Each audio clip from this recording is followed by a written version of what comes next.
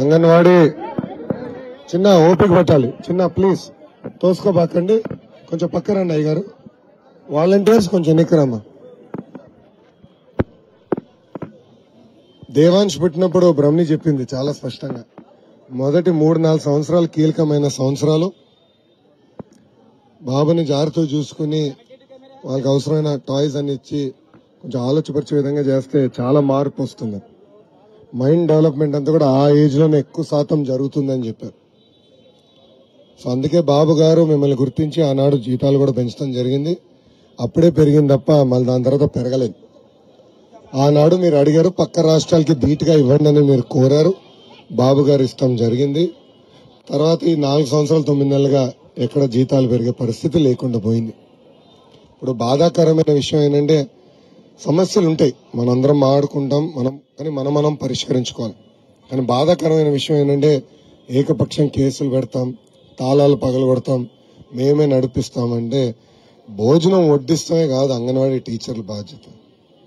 అది కేవలం ఏదో భోజనం వడ్డిస్తాం కాదు, మీరు సమాజంలో చాలా కీలకమైన పాత్ర వహిస్తారు.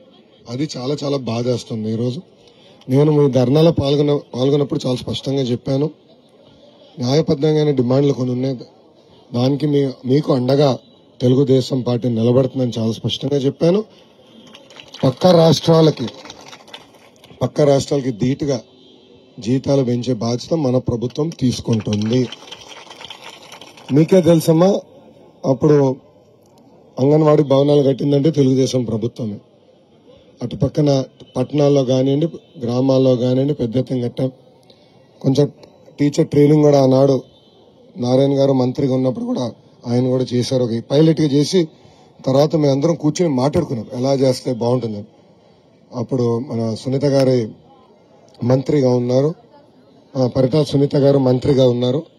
కేబినెట్ మీటింగ్ లో బాగా గుర్తుంది, మేము లాస్ట్ లో కూర్చునే వాళ్ళం తల్లి. కేబినెట్ మీటింగ్ లో బాబు గారు దూరంగా కూర్చునే వాళ్ళం.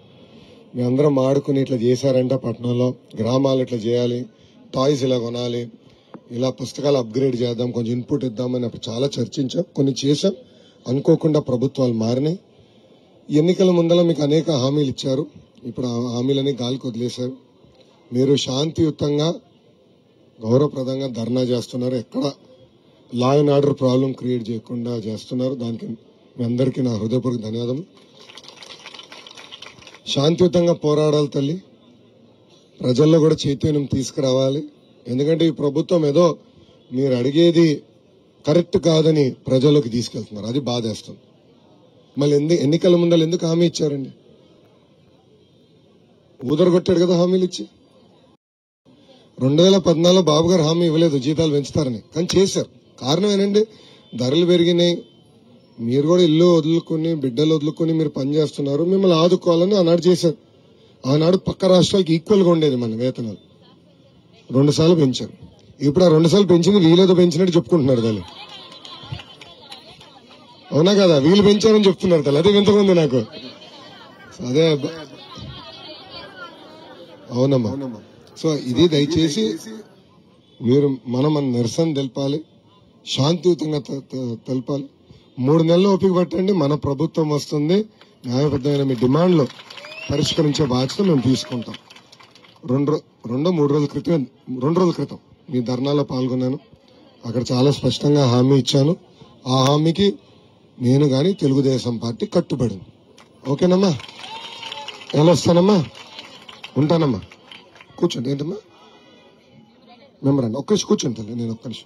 నేను లోపల రావచ్చా? ఒక్క నిమిషం మీరు ముందర రండి, నేను మధ్యలో కూర్చుంటా.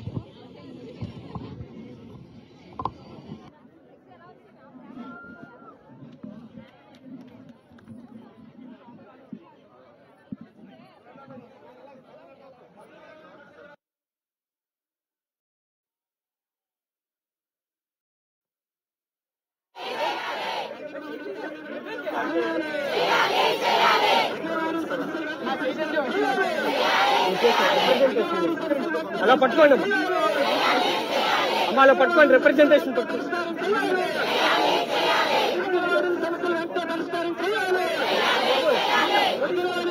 అలా పట్టుకోమ్మా తల్లి.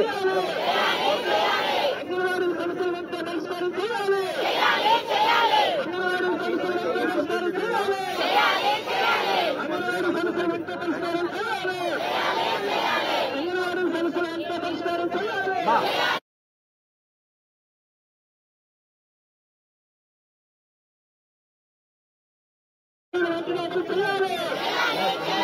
అంగన్వాడీ సెంటర్లపై జగన్మోహన్ ప్రభుత్వం దాడిని ఖండించండి. అంగన్వాడీ సెంటర్లపై జగన్మోహన్ ప్రభుత్వం దాడిని ఖండించండి.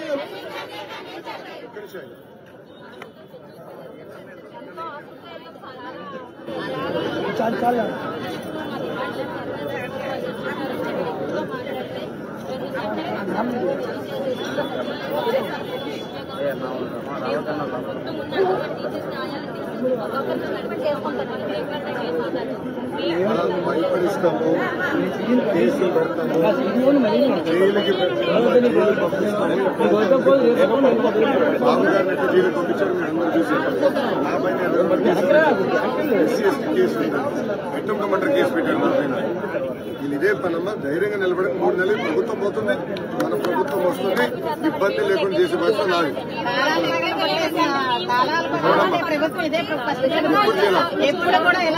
అమ్మా సమస్యలు ఉంటాయి, సమస్యలు ఉండకుండా పోదు, కానీ మన సమస్యలు మనం కూర్చుని మనం పరిష్కరించుకోవాలి.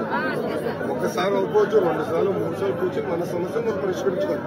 ఏ ఢిల్లీోడో తెల్లోడో చేయడు కదా, ఇది మొదటిగా మనందరం ఆంధ్రులమే కదా.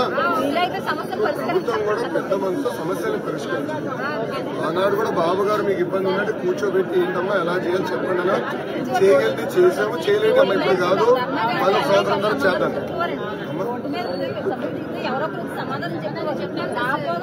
అమ్మా నేను ఒక్క మిమ్మల్ని అందరూ కోరుతున్నాను, మేము కూడా మనుషులమే, 10 నిర్ణయాలు 3 తప్పు అవుతాయి. మేము ఒకవేళ పొరపాటు చేస్తే పొరపాటు చేసి మేము చెప్పండి, మేము పరిష్కరిస్తాం. కానీ ఎన్నో దినం మీకు చాలా పవిత్రమైన భాష, పసిబిడ్డల్ని మీరు జాగ్రత్తగా చూసుకుంటున్నారు.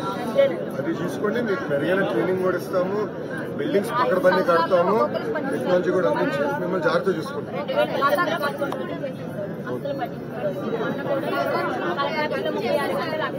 తెలుసమ్మా, నాకు చెప్పారు.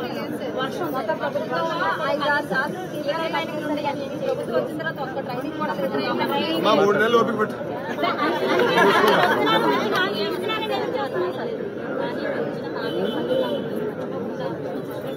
ఇప్పుడు మీరందరూ రికార్డ్ చేశారు, కెమెరాలు ఉన్నాయి, మా వాడు లైవ్ లో రికార్డ్ చేశాడు. సో మీకు ఆ ప్రాబ్లం నా దగ్గర ఉంటుంది. ఎందుకంటే ఒక నిమిషం, పరదాలు ఈ ముఖ్యమంత్రిలా పరదాలు కట్టుకుని తిరగాల నా కోరిక లేదు. మళ్ళీ 29 ఎన్నికలు నేను రావాలి కదా, అప్పుడు మీరే అంటారు కదా, అయ్యా మీరు హామీ ఇచ్చారు ఎందుకు చేయలేదని అడుగుతారు కదా, ఆ పేరు నేను మీద పడదు. మీరు అదే అంటున్నారు కదా, గతంలో ఆయన ఇచ్చిన హామీ మీరు అడుగుతున్నారు, అదే చూసుకుంటాను. ఓకేనమ్మా.